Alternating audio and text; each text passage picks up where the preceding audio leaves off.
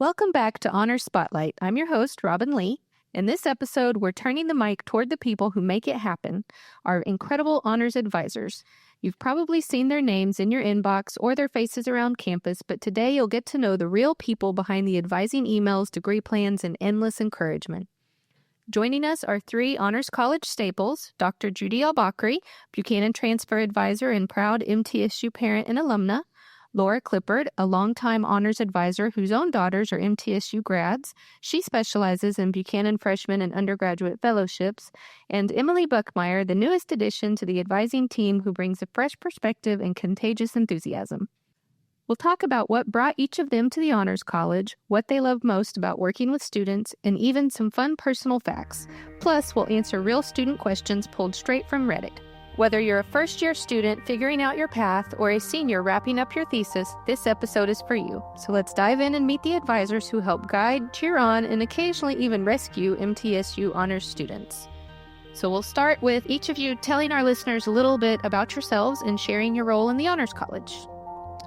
I'm Laura Clippard. I have been here for 17 years, and I absolutely love the Honors College. My background is I came from something called TRIO, and TRIO is first-generation low-income students. So I worked with middle school, also college and high school. So I had a lot of different experiences, but all of that kind of trained me to work in honors because I had to do a lot of problem solving, and I'm just excited to be here at the broadcast today. I'm Judy Albakry. I've been at MTSU since 2006. My husband and I moved here from Arizona when he first got a job in the English department as a professor. I first advised over in the College of Liberal Arts, and I did that until 2013. Then I took a year off while my husband had a fellowship up at UConn. And when I came back, I joined the Honors College in 2014. I am born and raised from Arizona. I started off my college experience at a community college and then transferred to a 4-year institution. And then I recently completed it's been 2 years now, but I completed my doctorate here at MTSU in 2023. I'm Emilee Buckmeyer. I am an alumni from MTSU. I grew up in Woodbury, Tennessee, so I got my bachelor's degree from MTSU, and I also got my master's degree from MTSU. I started out as a student worker in financial aid in 2013, so I've been here a little over 10 years now. I worked at the One Stop after graduating with my bachelor's for about 2 years, and then I went on to be a financial aid coordinator until I had my son in 2022, and then taught second grade for a year, and then came back to honors, and I've been here since. That is wonderful. I didn't realize you were an alumni. Yes, I am. I knew you. Emily is a history major, correct? Yes, I majored in history. Had original plans to do historic preservation, and then I started working in higher education, and I liked it. So I've been here since. Yeah, okay. What do you guys enjoy the most about working with honor students? I think they're really curious. So, when I came to honors, I had to learn how to not tell students they couldn't do things. Like, you shouldn't take 18 hours. You shouldn't do this. So, I think that in honors that we have really motivated, curious, and hardworking students. And it's just a lot of fun. So I don't know that there's a specific thing that I like to do, but I really just enjoy the direct time with students. I like that they seem to have a higher level of motivation sometimes, that drive to succeed. It helps working with students because I've worked with a wide range of students since I was in the College of Liberal Arts, working a lot with probation students or students about to be even put on suspension, just to see the difference in those two different groups, to see, which ones are really pushing themselves, looking for new challenges, and they're, it just makes our lives a little bit easier, although I love working with all students. But you find a way to help them achieve dreams, and you don't need to do a lot of work with them usually because they just are seeking some of the resources and support. But it's fun to see them move from either freshmen or incoming transfers and see them really grow and mature and explore all these new pathways and areas they didn't even think was possible. I would say a lot of them are very diverse, and so seeing what they're doing in different programs and what they're working on, what they're working towards is fun to hear about. And they're all really amazing, and they're all doing amazing things. So now that we've gotten to know your roles, let's pull back the curtain a little bit. Let's hear about some of the unexpected or fun things, because advising isn't just about course schedules. Do you have any favorite events or traditions in the Honors College, or even just MTSU in general? I really like the ice cream social. I like the bells. It's really fun because no matter what you're doing, you can hear the bells go off and you're like, oh, somebody's finished their thesis. So that was, I think, an invention of Dr. Mathis. And it was a really good one because it sort of gives the whole campus a way to celebrate. Related to the bells, I mean, the whole thesis process to me is something that I love. It's something I didn't do as an undergrad student, and just to see the ideas the students come up with, going through the whole process, the celebration at the end. It's a really fun time every April and November when we hear the bells going off because someone has finished that project, and it's a sweet spot. Sweet indeed. We welcome them with ice cream and send them on their way with bells. So what were you guys like as college students? Do you think you would have been honors students? I started off probably being eligible for honors. I got mostly straight A's my freshman year when I was in community college, but then I had a really rough transition when I moved to a 4-year institution. So once I was sophomore, junior, no, I was not honors eligible, and it took me a while to bring that GPA back up.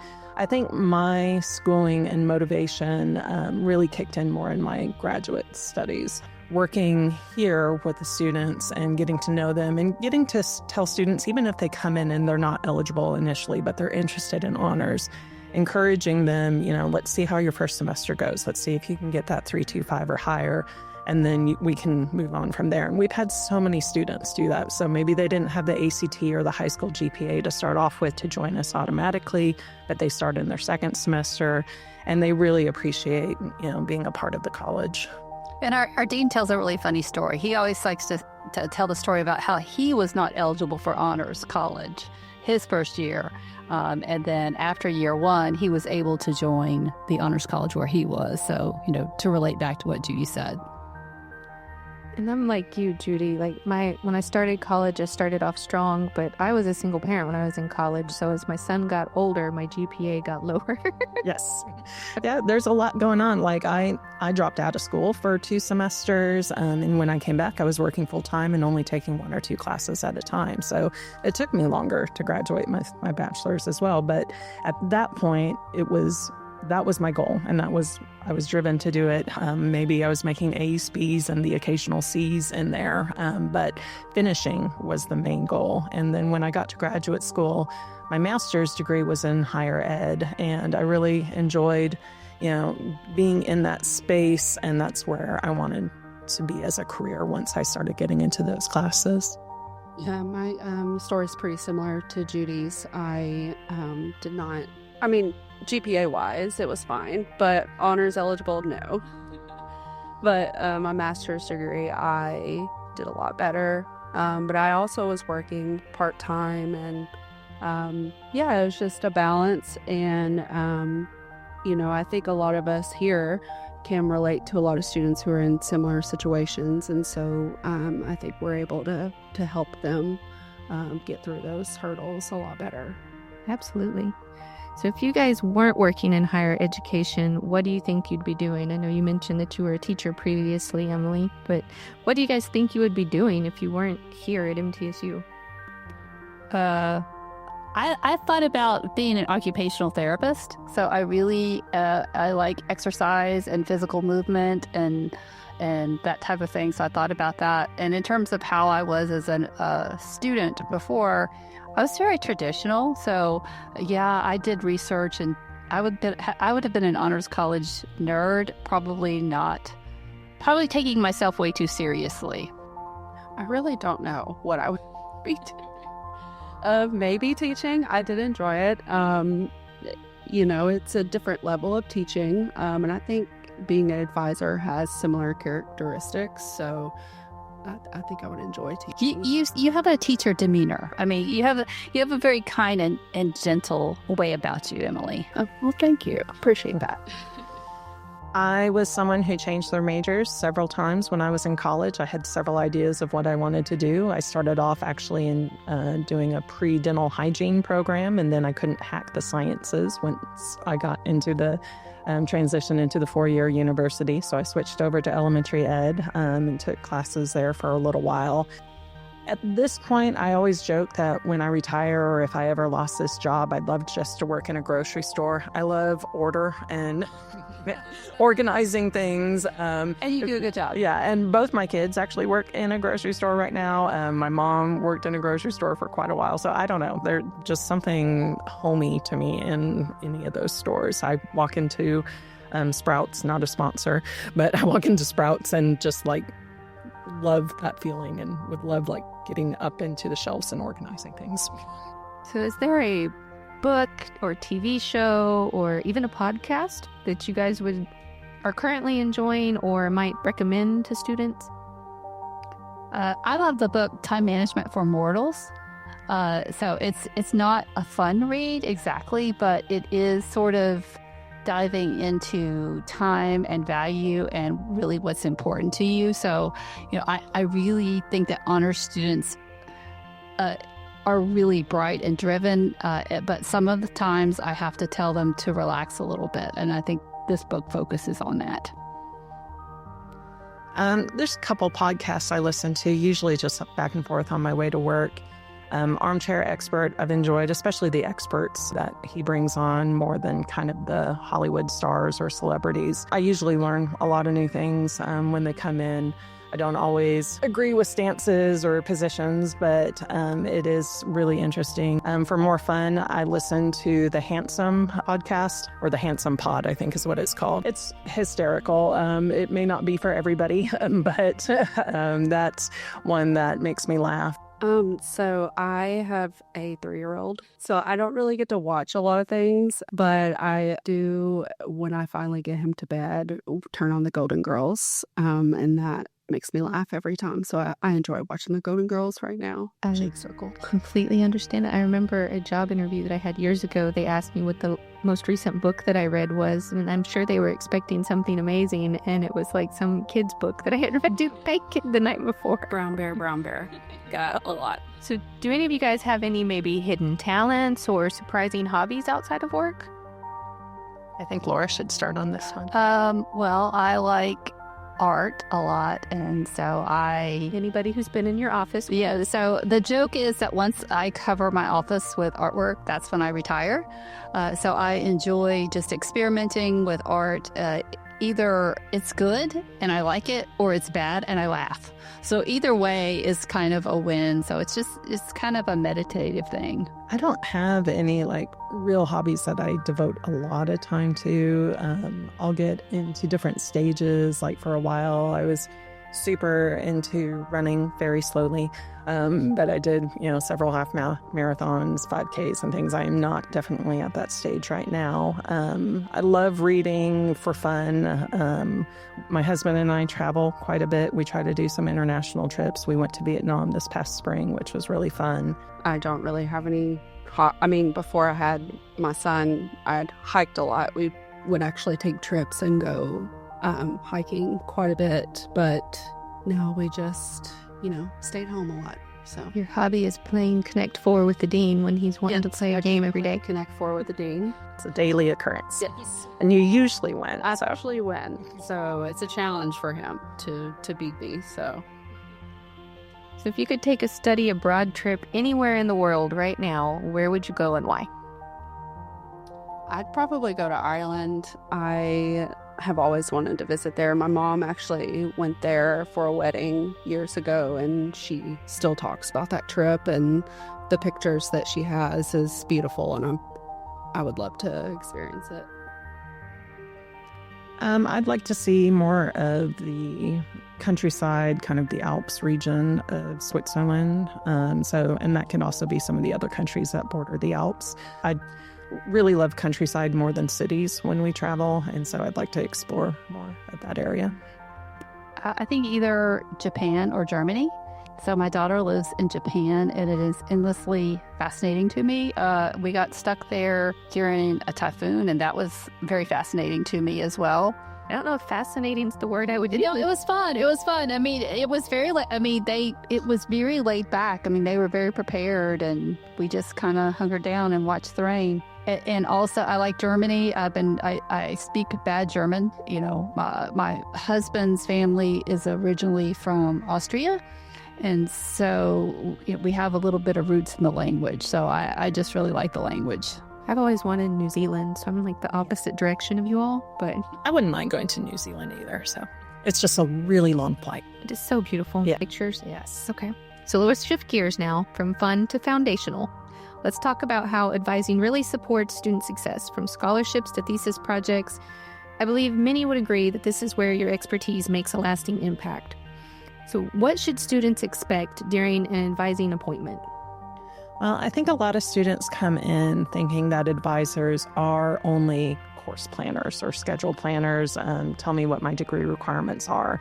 And we can definitely do that. But you're not making the full use of that relationship with your advisor if that's all that you ever come in and talk about. I think it's important for students, at the beginning, we kind of call it prescriptive advising, where we're looking at, okay, you need X, Y, and Z this semester for classes, or these are your degree requirements.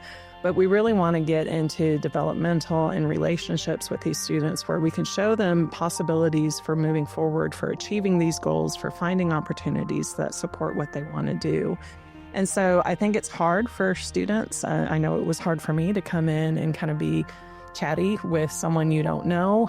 But I think if they can come in, tell us a little bit about themselves. Don't just kind of sit there and expect to be given all the information, but be an active participant in that. We can really get to know them a little bit more and identify opportunities. There's scores of students I've talked to just through casual conversations that I find a link, then I send them over to Laura to talk about national fellowships, or we talk about study abroad opportunities. We don't have magic balls, and so we can't look into something a student's past or future just magically. We need to know this information, and so if they can get to spend some time with us, not do it in the rush of registration season. Come in the Septembers or Februaries where we can get to know you a little bit better. That would be my number one recommendation for students. What's something that students don't often realize advisors can help with? I think that probably career planning. Yeah, I do the fellowships, which is international and national opportunities, but I think advisors in general know about a lot of resources. If you need help with your CV, we can refer you over to the Career Development Center. If you're struggling with your thesis and you come in and talk about that process, we can perhaps set you up with a writing partner at the Writing Center. So just talking to us about your career goals and about what your current struggles are is helpful, because we can help. And I'd piggyback on that. As honor students, we don't expect you to have everything figured out and to already know everything and not to ever struggle. You're a regular student just like everybody else. And so you don't have to come in with all the answers. It's okay to say, I'm struggling in something. Where can I find these resources to help? So I think a lot of people often feel that imposter syndrome coming in. I know sometimes our scholarship students talk about that. Why did you choose me? I don't feel like I'm up to this level or ability. But they are, and it's okay to struggle through things or not know things. It's really a lesson in being able to outreach to professors or advisors, different resources here on campus to get them through these areas. So for students who are unsure about doing a thesis, what advice would you give?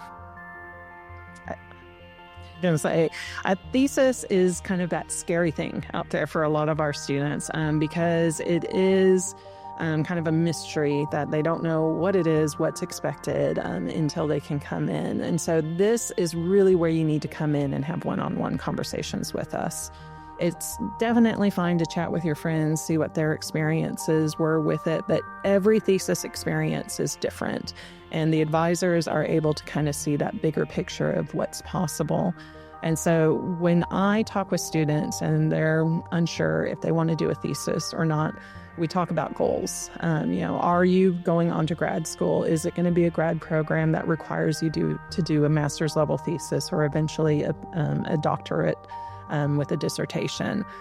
Doing then a thesis at the undergraduate level is excellent preparation because you're getting a lot more one-on-one support at the undergraduate level and kind of doing a smaller project, but it shows you all the steps that are going to be necessary for the graduate level. We have a lot of students who maybe won't go to grad school. They're going to go straight into a career field. And so then we talk about portfolio building.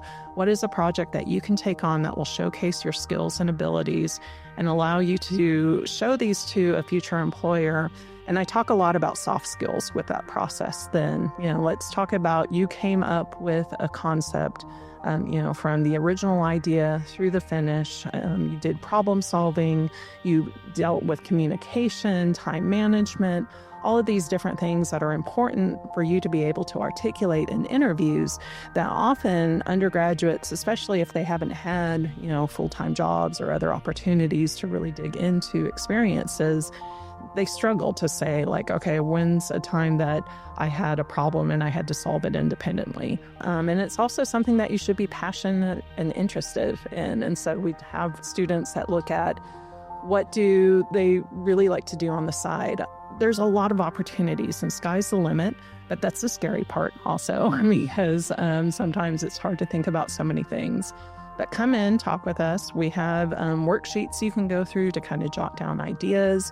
We have hundreds of examples we can show you, a previous project, and then also, talking about the process of finding faculty from there. So see what it really is before you make the final decision. And it's not for everybody, but I don't want people just to think, oh, that's a really hard project, I don't want to do it, without getting the full picture.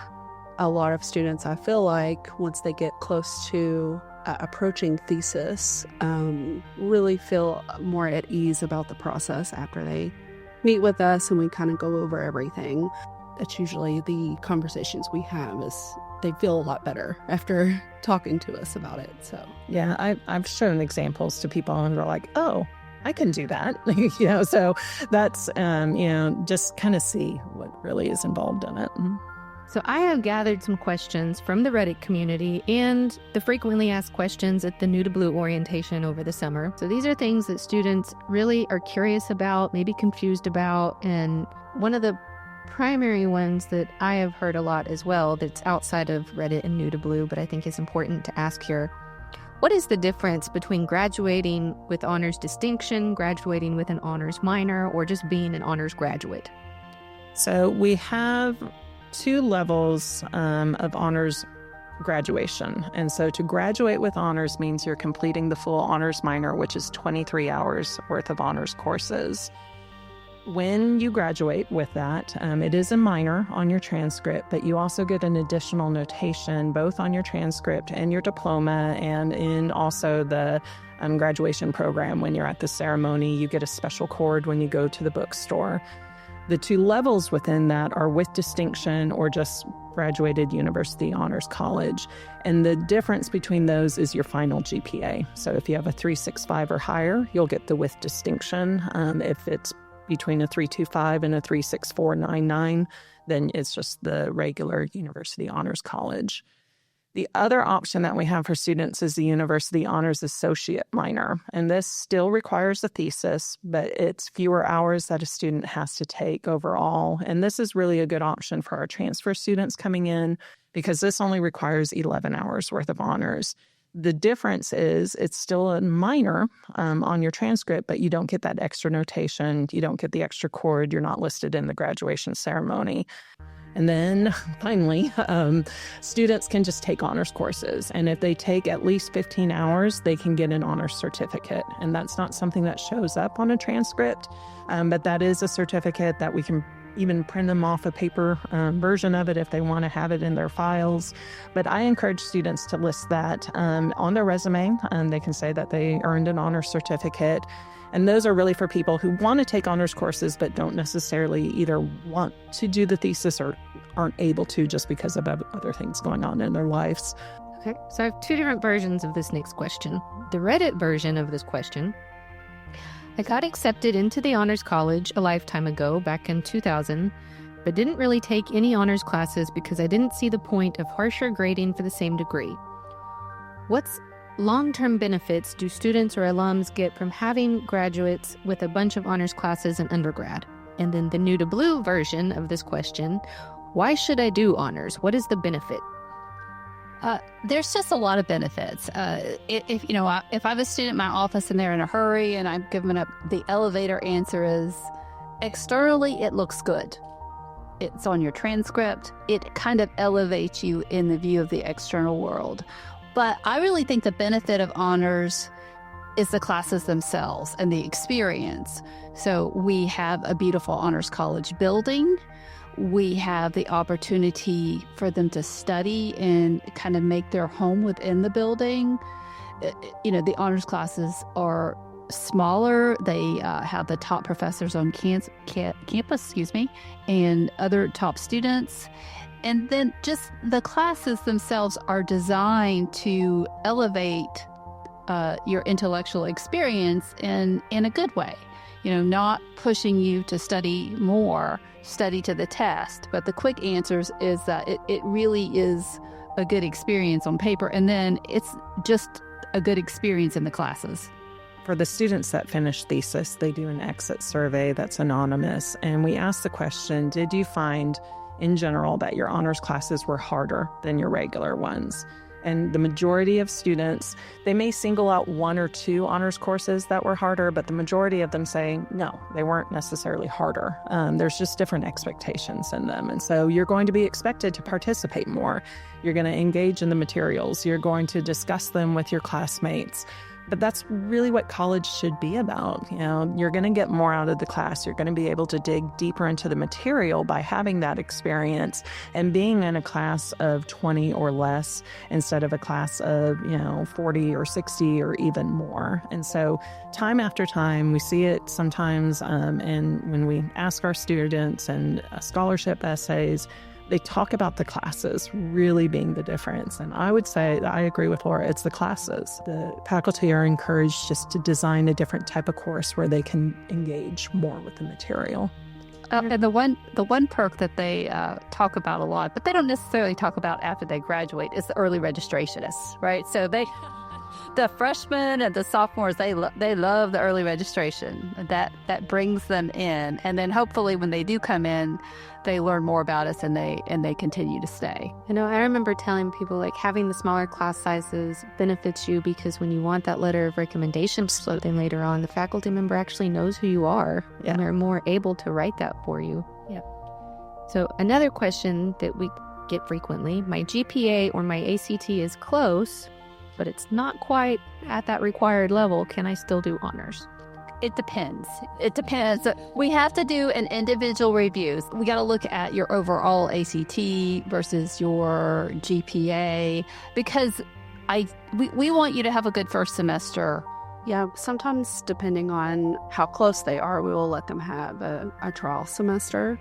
And as long as they have a 3.25 at the end of the semester, they're welcome to remain active in honors. Sometimes, depending on the situation, we can look at midterms.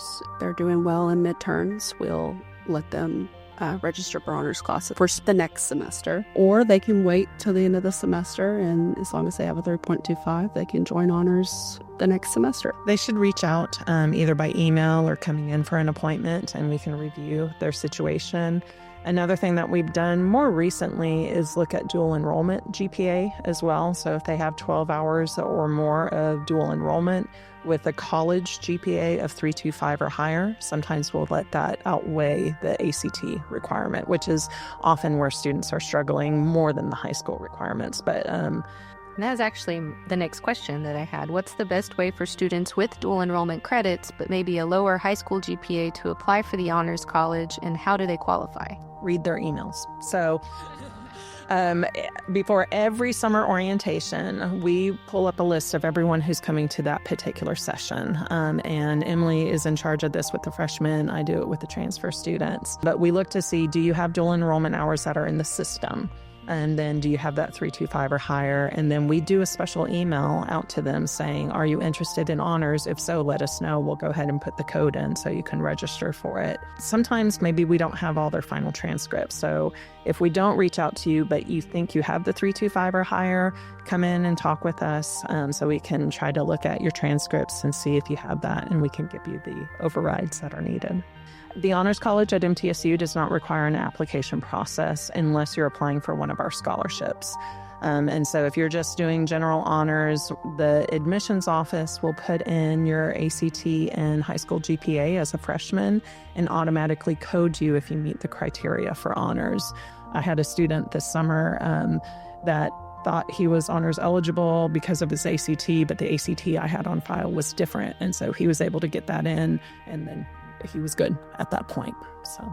So what about those who graduated high school with an associate's degree?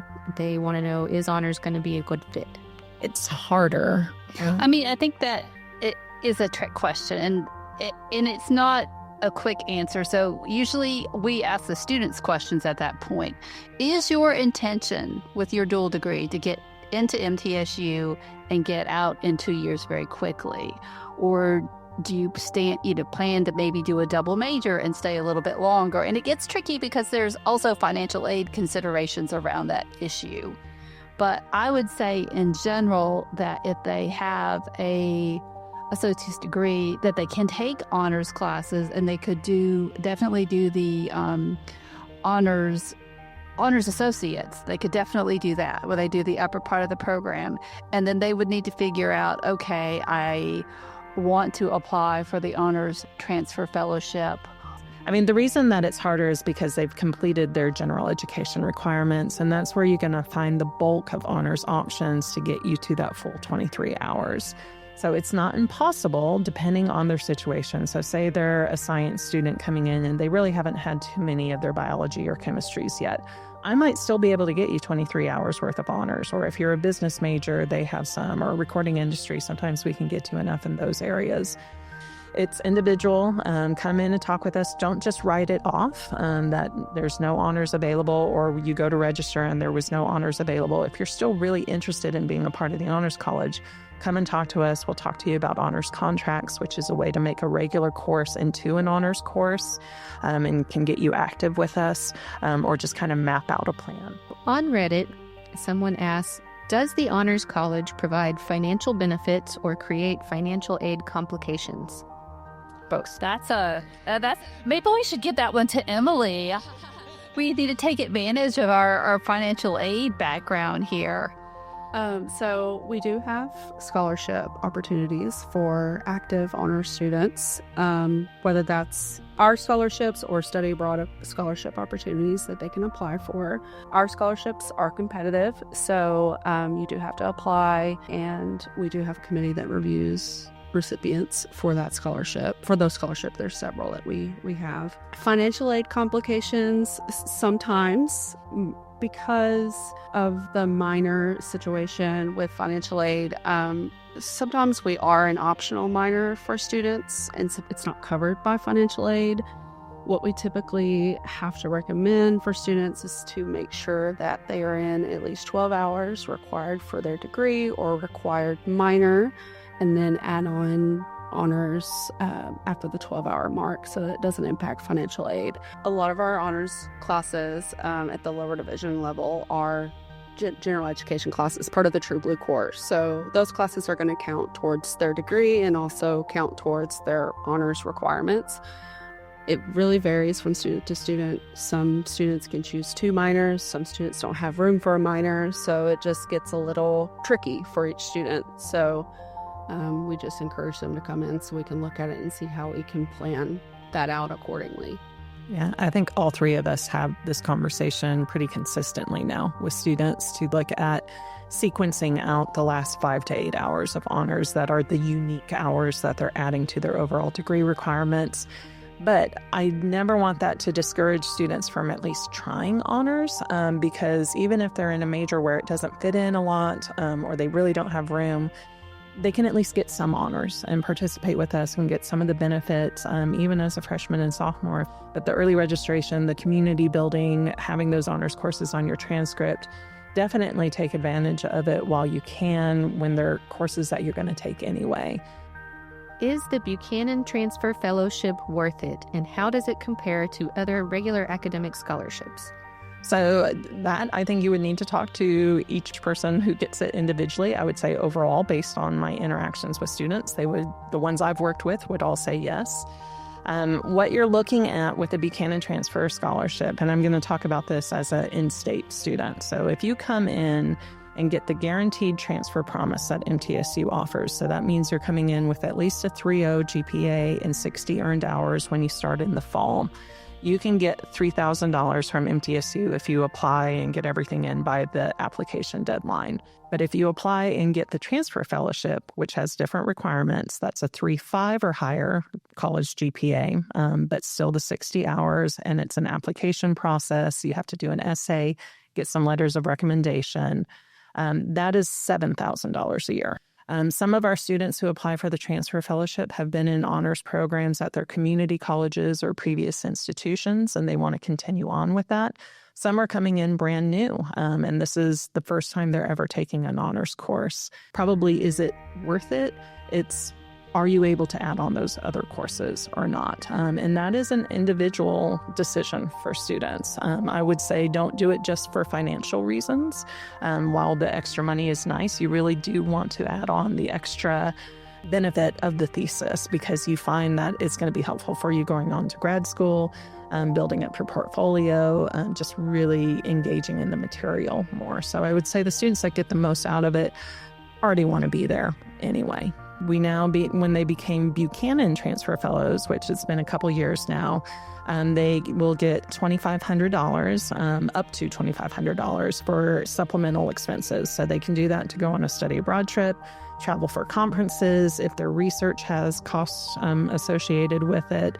And then I also have students that sometimes use that for summer tuition because they need to take a couple courses over the summer, and that helps them move along through the process. So what is expected of a Buchanan Freshman Fellow, and how much time does that thesis or creative project really take? The Buchanan Transfer Fellows are expected to complete the minor. Freshman, not transfer. So in addition to that, we have some classes that we want them to take together as a cohort. We do end up substituting those classes sometimes, okay? If students, I won't get into deep waters here, but sometimes if they have AP in those areas, we end up doing substitutions, but we would like them to take those classes, and they're expected to do the whole minor. Is a thesis time consuming? Is that the question? I really think that depends on the thesis project. That's a deeper question. So if you do a thesis project in biology, it's going to look so much different than somebody who's writing a philosophy paper. So your thesis project is really based on the area that you select, the project that you select. So how much time does it take? It's a 2-semester project. So the best advice that I can give is to start that process early of picking your topic and picking your thesis director. It just really depends on the project and what you select. So you are signing up for thesis classes. There's 2 different classes. Your first class is UH 4900 Honors Thesis Tutorial, and that's a 1 credit hour class. In that class, that's a planning class. So you're working one-on-one with a faculty director to come up with a plan for your thesis, and you write a short paper that gives us an overview of the project. Plan on spending the same amount of time that you would in the thesis as you do in your other classes. Now, that being said, sometimes students jump in and finish it real quick or work on it in spurts and aren't really consistent over each week to week. But it varies, some will knock it out really quick. Some are in labs that they're in there for 2, 3, 4 semesters working on it before they finally finish up with thesis. So unfortunately, like everything with honors, it's like individual, come talk to us. The biggest thing with thesis, what's going to make a successful thesis or what's going to make an unsuccessful thesis, let me frame it that way, is poor time management, procrastination, and poor communication skills with your thesis director. We all procrastinate, and we probably all have our different versions of time management issues. But if you really struggle always in all 3 of those areas, thesis is probably going to be harder for you. Yeah, so it's not a classroom. You're not having a teacher telling you what to do, what's due each week. You're really building in some of those skills yourself. But those go back to some of those soft skills I was talking about earlier, that these are really good skills to build in yourself and to be able to move forward and to be responsible for those. Okay, one question I got from incoming freshmen a lot during New to Blue is, one honors class enough to be considered honors, or do you need more than one each semester? It depends. Can we just say it depends? So we take AP credits, so students can come in. If they have 4s or 5s, we can take those as honors. If they have IB classes, we can take those. If they are a transfer student from Motlow and they have honors classes there that are also honors at Motlow at the college level, they might. So the answer is it depends. The goal is to get 15 hours by the end of 2 years of honors classes. So if you come in with a boatload of honors classes, you may have to take less. Right. So in general, for our freshmen who are coming in, one class is enough to be considered active for that semester. Yes. So that will get them on our contact list. That will make them eligible for early registration approval. We do require them to do one more step to get that finalized. We do workshops in the fall and in the spring to give them an overview of their different options that they have in honors, opportunities to get involved, things like scholarships, dates and deadlines, all of that. And we offer those either as in-person workshops or videos, so the students who can't come due to time conflicts can just watch the video.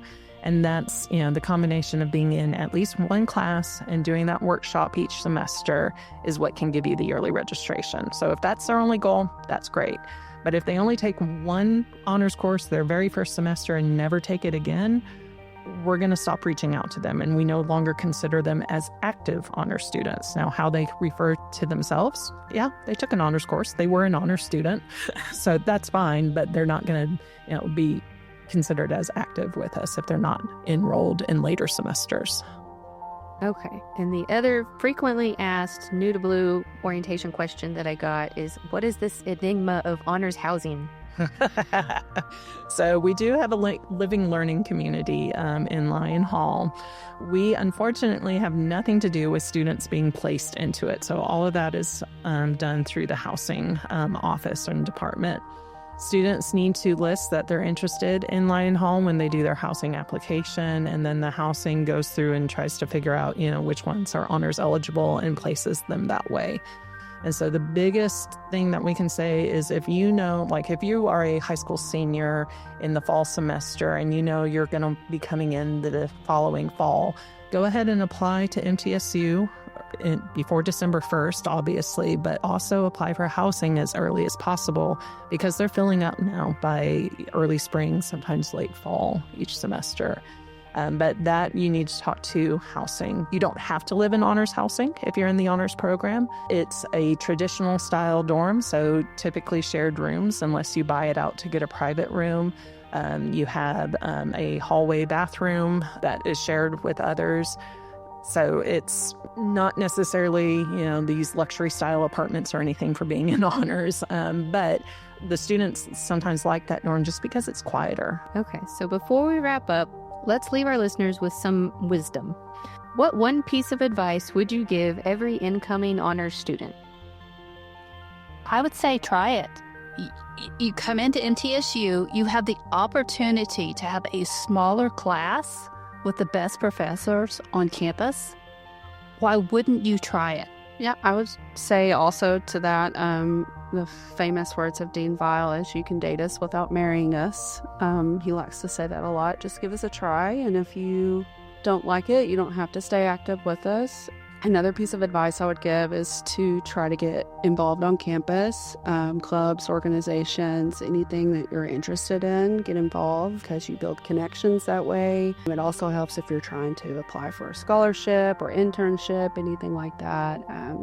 Just get involved as much as you can. And then meet your advisor. Both if you're in honors, come and meet with us individually, definitely with your major advisor. The students that I get to know are the ones that come in and talk, and then we can find other opportunities. And so we have too many students to staffs to do, a lot of outreach and getting to know people unless they're coming in to talk with us as well. So kind of break outside of your comfort zone, join those organizations, come and talk to your faculty, to your advisors. Let us get to know you so then that we can open up some opportunities to you and you can really see the full benefits of honors and some of these other organizations and opportunities that MTSU has to offer. And that is a perfect segue to my next question. How can students stay connected with you and where can they find you? So we are on the second floor of the Honors College building, which is over by the Student Union and Rec Center. We are at the far end of the hallway. You'll see a big sign now that says advisors, so you can find us pretty easily once you're up there. We encourage you to hang out in the Honors College as well. There's a student lounge downstairs. There's some study tables upstairs. If you have some time in between classes, it's a great place just to kind of chill for a little bit before you have to go on to the next one. You can schedule appointments with us the same way you do with a regular advisor by going through Pipeline and clicking on Schedule an Advising Appointment and then selecting honors as the type of advising that you want. Also, emails. We are on our emails all day long. You can call us if you're someone who still uses a phone. Our website is a great place to start. It has a wealth of information. It has all our contact information on there. Wonderful. So what do you guys hope that students take away from their time in the Honors College and from working with you? I would say, looking at us as a resource, if you meet with us, we're going to talk to you about all the resources that we have on campus. The one thing that I'm really proud of our advising offices is all three of us have really good relationships with our students. I think they see us as caring and kind, working with the students. And so that's the main kind of interaction. Even if you don't finish with honors, come in, let us get to know you, have that kind of engagement with, staff on campus that, someone is caring about your success and wants you to move forward. So that's would be my biggest, kind of takeaway of what I hope students get from working with us. Yeah, I hope that they get encouragement to pursue what they care about, what they're interested in. I mean, I think that academics are not just grades. I think academics are the opportunity for intellectually, exploring things and being curious. And that's what I hope they get from us, is that encouragement. Well, thank you to all of our advisors for sharing your insights and your stories. Whether you're just starting your honors journey or already deep into your thesis, we hope this episode gave you a better sense of the support, opportunities, and community waiting for you here. The Honors College isn't just about academics. It's about discovering your potential, building meaningful connections, and shaping a future that reflects your passions. So don't be afraid to reach out. We're here for you.